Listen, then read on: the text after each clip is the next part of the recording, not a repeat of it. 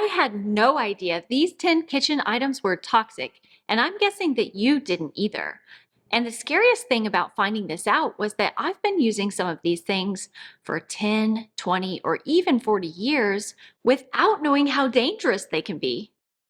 Hi there, friend, and welcome back to my channel. My name is Marissa, and this is A to Zen Life, where I share all the best tips and ideas to help you simplify your way to a happier, healthier, and richer life. And the reason I'm making this video is because, as you may or may not know, the other day the FDA banned red dye number 3 in the USA. And as I was reading articles about this topic, I kind of fell into a wormhole that led me to the realization that red dye number 3 is just the tip of the iceberg when it comes to the hidden toxins that might be lurking in our kitchen.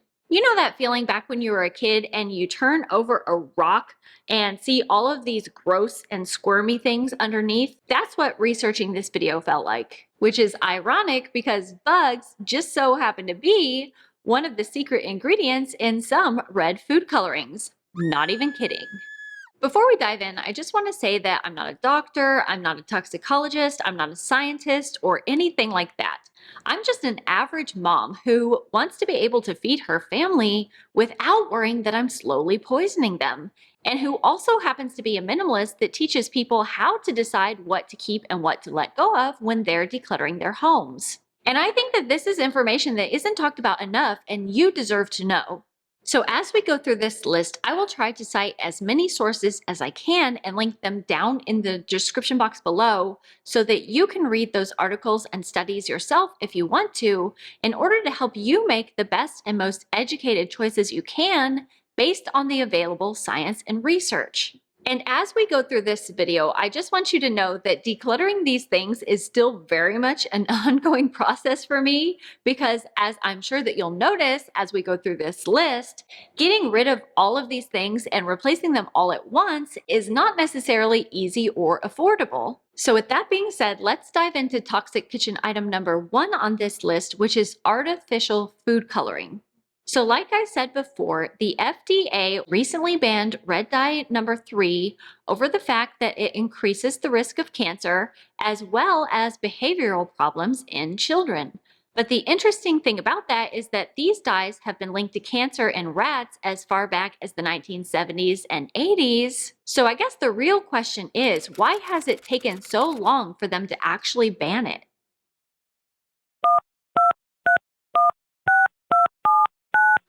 Hello, is this Erin Brockovich? I've got a situation for you. Come over right away. I could probably make an entire video on this topic alone that touches on capitalism and lack of regulations and food lobbying.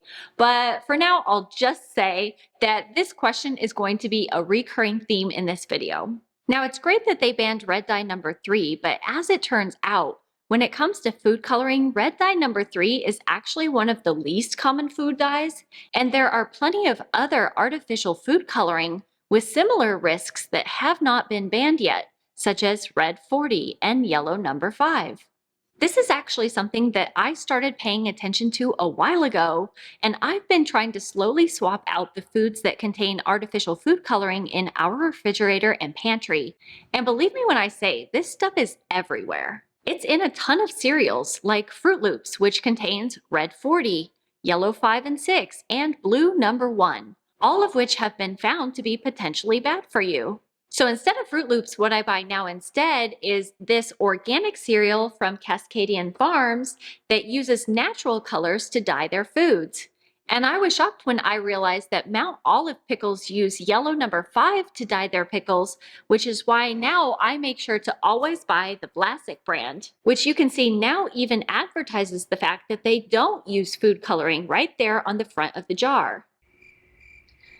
We're not even going to get into the size of this pickle jar. I'll just say that my family has a major pickle addiction. If you're worried about this, I would urge you to start reading the labels on your favorite foods the next time you go grocery shopping, but as a rule, if it's brightly colored, there's a pretty good chance that it contains one, if not more, of these potentially harmful artificial food dyes. Another kitchen item that recently went viral for being toxic are those black cooking utensils made out of nylon, after a recent study found that 85% of the black cooking utensils that were tested contained dangerously high levels of flame retardants. Now, the authors of this study did have to walk back their claims a bit after they were found to have made a huge error in calculating the levels of the toxins. However, given that we don't really have a lot of definitive data on this topic, it's really hard to say how much of these chemicals is safe for human ingestion, especially due to the increased leaching that happens when they're exposed to heat or fat or oils. So if you own any of these black cooking utensils, it might be a good idea for you to swap them out for tools that are made out of either stainless steel or solid wood. Why solid wood, you might ask? Well, that leads us to number 3 on this list, which is wooden utensils. So wood itself is a naturally food-safe material, and we'll explore the details of that a little bit later in the video. But as with most things, the degree of safety often depends on how the utensil is finished. And it turns out that a lot of wooden utensils have either been glued together or coated with potentially dangerous chemicals, with one of those chemicals being formaldehyde, which, if you remember that frog dissection that you did back in 6th grade, I'm sure I don't have to tell you that isn't something you want to be eating.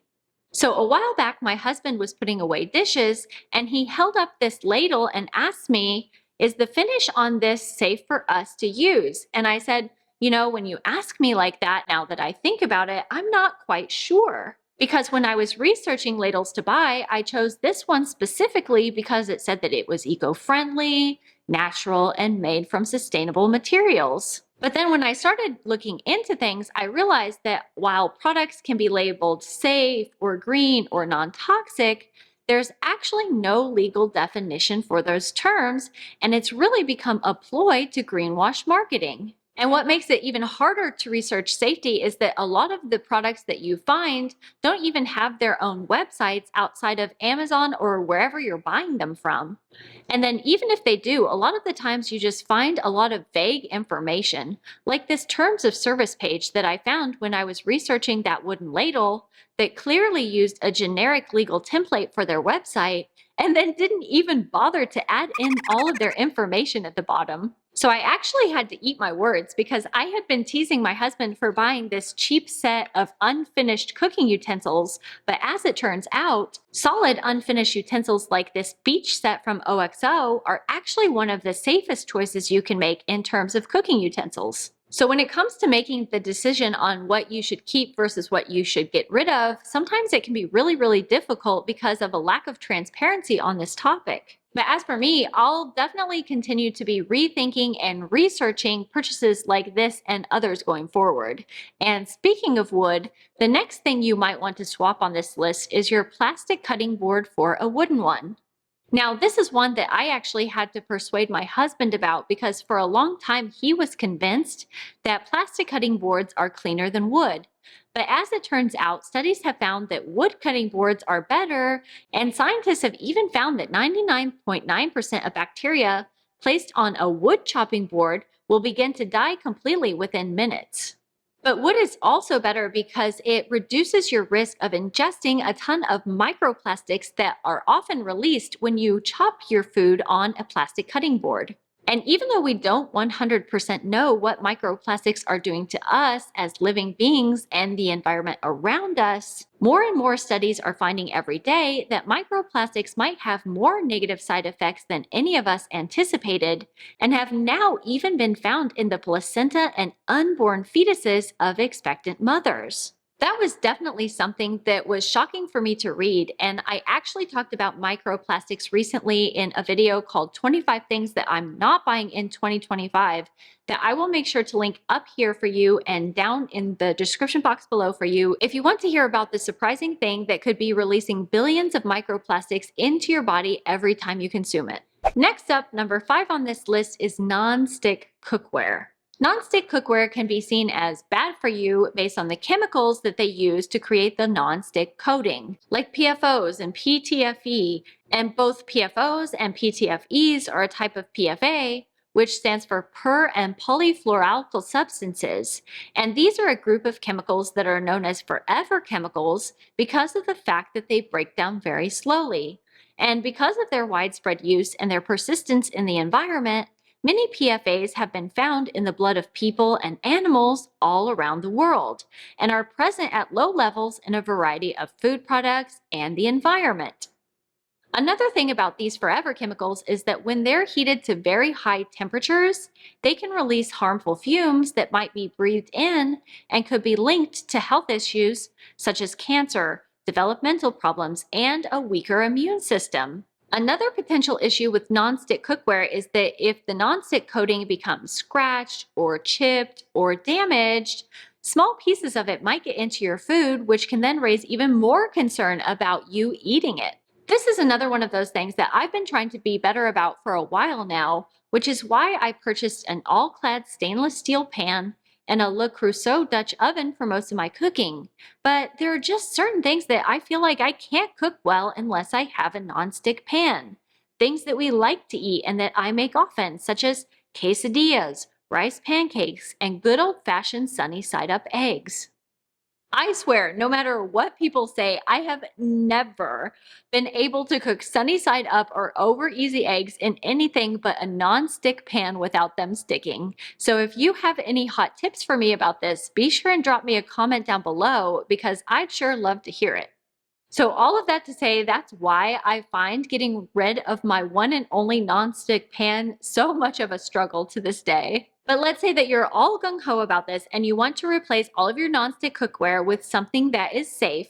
So what I was seeing a lot of doctors and toxicologists recommending is pure ceramic cookware, because apparently a lot of ceramic cookware on the market has similar problems with chips and nicks and chemicals as the nonstick Teflon coated stuff does. And even metal pots and pans, like ones made out of aluminum and cast iron, can leach things like nickel or iron into your food. So a lot of the experts are saying that pure ceramic cookware is best, but I have to say I got major sticker shock when I went and checked out one of the recommended pure ceramic cookware websites, and it really made me question, when did the choice to eat safe and healthy food become such a luxury that you have to pay almost $2,000 to be able to afford cookware that's not coated in potentially toxic chemicals? Do you agree or disagree with me on this? Speaking of nonstick pans, did you know that nonstick rice cookers also fall into this category? My husband is Chinese, and so we eat a ton of rice in our family, and both he and I have always used a rice cooker to cook our rice. And as a minimalist, I love my Japanese rice cooker even more because it cuts down on the amount of appliances that I need to own, because it's so versatile that I can use it to cook other things as well, such as soups, steamed meats, and even banana bread. So it was really tough for me to hear that rice cookers that have nonstick inner pots like mine does might also potentially release these chemicals. If you want to avoid this, you could always make your rice the old-fashioned way by using a pot on the stove, or look for rice cookers that have stainless steel inner pots. But as for me, I'm probably just going to keep using my rice cooker and replace the inner pot when I see that it's getting worn or scratched. And speaking of appliances, another appliance that this rule applies to is non-stick air fryers. This is something that I've been thinking about purchasing for a while now, so I'm so glad that I took my time and decided to do my research before I jumped in and purchased one. Non-stick air fryers seem like a healthy and convenient kitchen gadget, which is one of the reasons I was attracted to them. Because the whole idea is that you use hot air and minimal oil to get that yummy, crispy texture that we love on our favorite foods, such as French fries or chicken nuggets, without having all of the extra fat that often comes with deep frying these things. But the problem is that a lot of air fryers are made with plastic on the outside and nonstick on the inside, both of which can release harmful fumes when they heat up. And according to some of the experts that I listened to, inhaling these chemicals can be even worse than eating them, since they go directly into your bloodstream and brain. And even the paper liners that people use to make cleaning up easier or protect the food from the nonstick coating can also be coated with PFAs. Now, if you love air fryers but you want a safer alternative, apparently you can swap out your nonstick air fryer with a glass air fryer like this one, or something like a Cuisinart or Our Place Wonder Oven that is made with all stainless steel on the inside. Toxic kitchen item number 8 is also super common, and that is parchment paper. Parchment paper is one of those things that I've been using pretty much my entire life since I started cooking for myself because it makes cleanup so much easier. However, a few years ago, I read that most of the parchment papers on the market also contain those pesky PFAs. And so, after I read that, I made the switch from the Reynolds brand that I used to use to a brand called If You Care. And this brand is also unbleached and chlorine-free, as well as compostable if you're into that. And I've been able to find this both at Whole Foods and my favorite local grocery store, which is Woodman's. So I'm guessing that you'll probably be able to find it in your area as well. The next one is also a tough one for me, and that is microwavable popcorn bags, which apparently also can contain, you guessed it, PFAs in the liners that they use on the inside of the bags. And again, apparently this kind of kitchen item is twice as bad for you because not only are you ingesting the chemicals when you consume the popcorn that's made in these bags, but you're also breathing in the fumes that are released during the popping process. The way that we've gotten around this in the past is by making our popcorn in a pot on the stove, which is also a lot healthier than the bag stuff. But I've got to say, sometimes it's just hard to replicate the flavors that you loved with stove-top popcorn. Like, I love this Orville Redenbacher's kettle corn flavored popcorn, and I've never been able to get my popcorn to taste this good. So that's not a swap that's always easy to stick to. And finally, the last one on this list is the one that really broke my heart, and that is lead plates and dinnerware.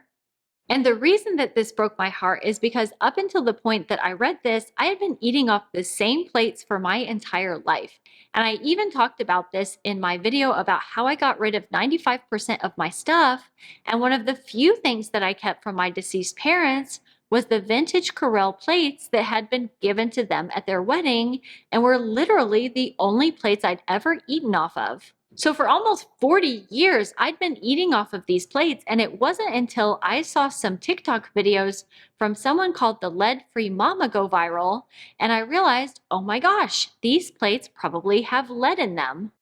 So the background behind this is that the FDA didn't start trying to regulate the use of lead-based paints up until 1971, and it didn't get banned until 1978, so any plates or glasses made before then could potentially contain lead, which can be harmful to adults and even worse for children, especially when the paint or glaze gets nicked or scratched. And I will be sure to link to some good posts I found from the FDA and the CDPH about the dangers of lead in food and tableware.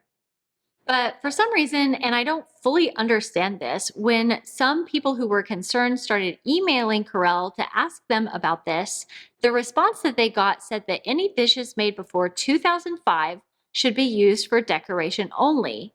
Maybe because they say they encapsulated the lead in the glass and fired the dishes at high temperatures to seal the decorations so they didn't leach out. But then again, if your plates get nicked or scratched, that's a moot point. I actually reached out to Tamara at Lead Safe Mama back when I first saw her videos, and it turns out my plate pattern is called Blue Symphony, and it almost certainly contains lead.